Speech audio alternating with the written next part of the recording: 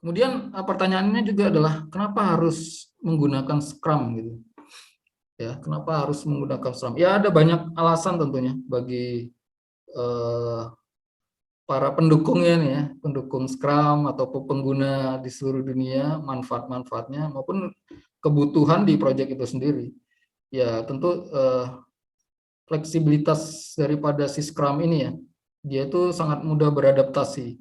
Artinya gini, empirical proses kontrol dan iteratif. Tadi kan dia berulang, karena ada sprint 1, sprint 2, dan seterusnya. Tiap 2 minggu harus presentasi ke customer, ya atau sponsor untuk mendapatkan masukan dan persetujuan.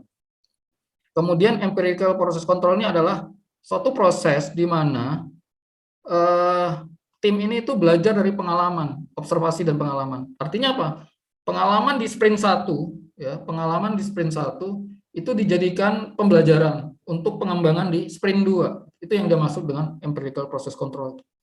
Sehingga dia sangat terbuka ya, adaptasi terhadap perubahan-perubahan.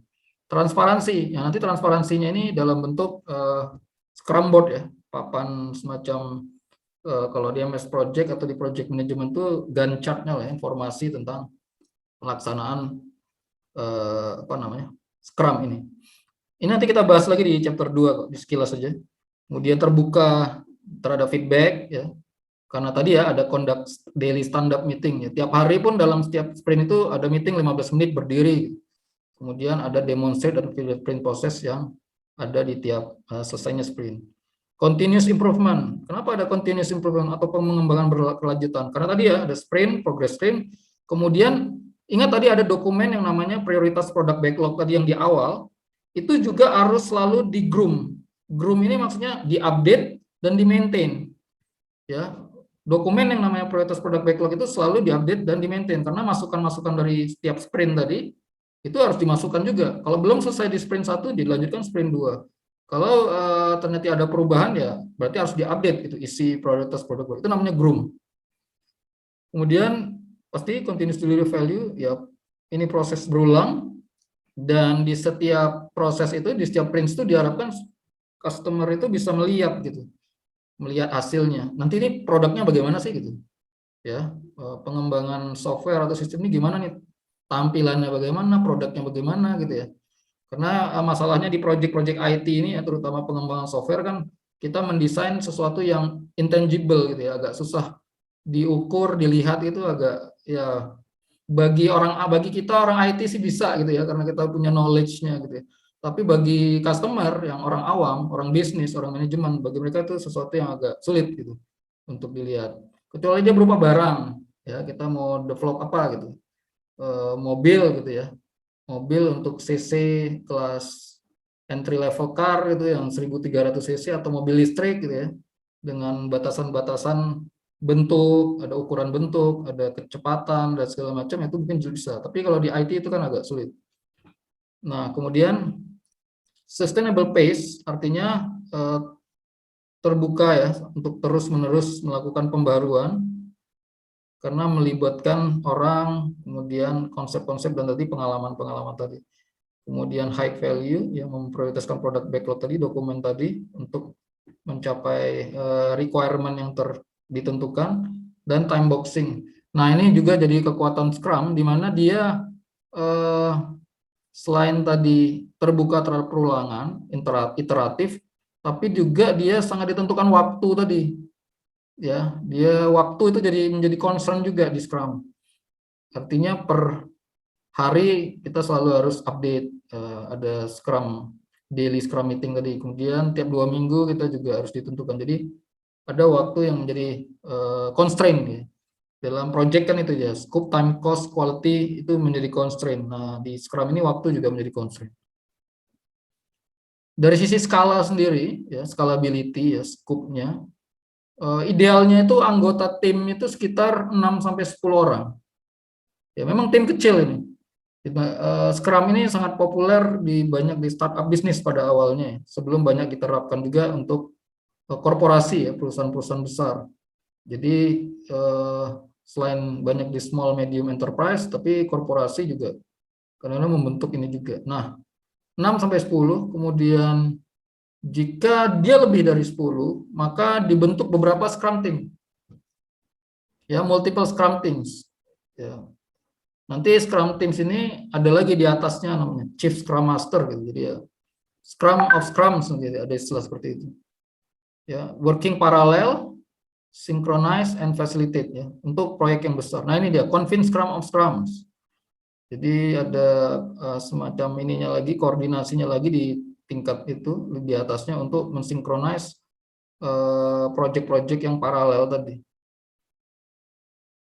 Ya, diadakan meeting biasanya koordinasi yang menanyakan progres, tantangan-tantangan maupun koordinasi dari aktivitas-aktivitasnya.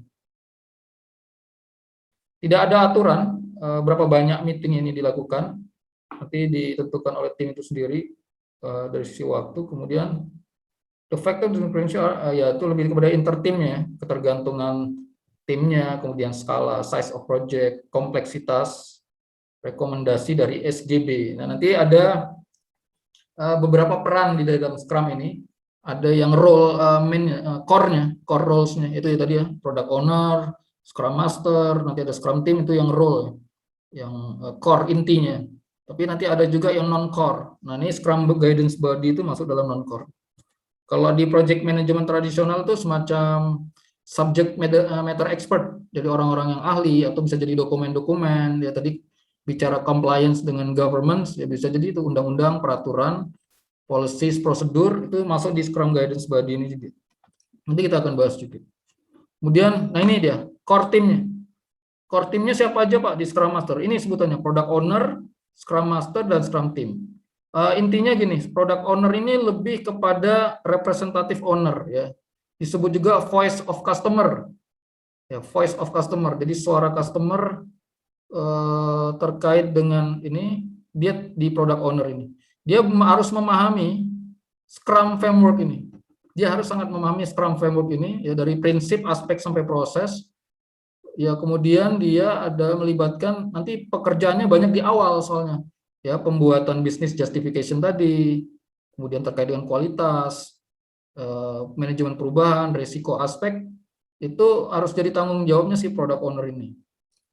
Nah, kalau di Scrum Master ini lebih kepada intermediary person ya, dia semacam leader yang menjembatani product owners dan Scrum Team. Scrum Team inilah yang mengembangkan software tersebut, teman-teman di development. Nah, ini dia yang mengkoordinir, dia harus menguasai Scrum ini sendiri, tapi peran dia lebih kepada intermediary person sebenarnya. Ya, fasilitator. Nanti di sini banyak digunakan kalimat-kalimat itu dia tuh berperan sebagai fasilitator. Ya, intermediary person. Ya, berperan sebagai leader yang menjembatani antara product owner dengan team member. Nanti kita bahas ini nanti di organization ya. Tugas-tugas dia pada role and responsibility-nya lebih detail itu di sana. Nah, nanti ada juga kalau seandainya oh ya, Scrum ini tidak hanya bisa diterapkan untuk satu project, single individual project enggak. Dia juga bisa diterapkan untuk sekelompok project yang berkaitan, itu disebut program, ataupun kumpulan program yang disebut portofolio. Maka tidak terbatas, core team ini nanti ada di atasnya lagi yang namanya semacam portofolio product owner, portofolio Scrum Master, ya, program product owner, program Scrum itu ada. Ya, itu tadi, kalau seandainya, tadi kan tim ini kecil nih, satu project cuma 6-10. Nah, kalau projectnya besar, akan banyak Scrum Master, nah dipimpin oleh yang namanya program Scrum Master. Lebih besar lagi ada portofolio Scrum Master gitu. Begitu juga dengan product owner, ya, dan juga nanti ada SGB ya dan stakeholders. Ini nanti kita bahas di organization siapa aja sih yang dan apa tugas dan roles and responsibility-nya. Nah, secara ini ya framework tadi kalau kita melihat Scrum Body of Knowledge ini adalah sebuah framework, maka dia intinya terdiri atas 3 hal ini. Prinsip-prinsip, nilai-nilai, values yang harus benar-benar dimiliki oleh ke semua stakeholder-nya. Jadi jangan hanya di tim development. Ini yang sering jadi kendala selama ini, ya terutama organisasi yang katakanlah mungkin belum memahami secara menyeluruh tentang Scrum, adalah mereka fokus di proses saja. Fokus di proses, padahal yang menjadi mandatory atau wajib adalah pahami dulu prinsipnya, nilai-nilainya dalam menerapkan ini, karena dia tidak apa ya, tidak akan pernah berhasil kalau values-nya itu masih menggunakan nilai-nilai, pola pikir, paradigma berpikir yang konsep lain gitu. Ya, tidak salah sebenarnya menggunakan konsep apapun ataupun pendekatan yang lain, karena yang penting bagi mereka ini foundation untuk bisa apa, supaya aspek dan proses ini berhasil gitu. Ya.